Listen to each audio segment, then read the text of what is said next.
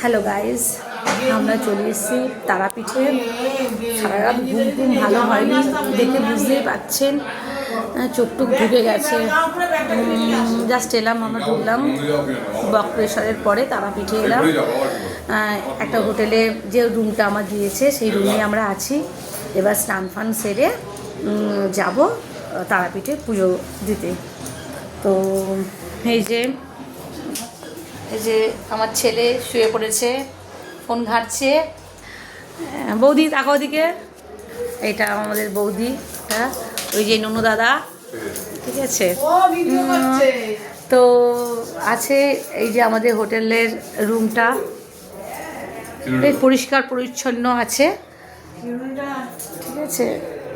আমরাই একটু অগোছালোভাবে আছি, মানে সবে এলাম তো সারা রাতের পরে, ঠিক আছে। তো এরপর ভিডিওগুলো আবার পরপর আমি দেখাবো, পুজো দেওয়ার ভিডিও সব কিছু যদি করতে পারি। হ্যাঁ, খুব তো ভিড় হয়েছে শুনছি, তো ফ্রেশ হয়ে নিই, তারপরে আসি পরে ব্লগে। এত পর্যন্তই আজকে, টাটা।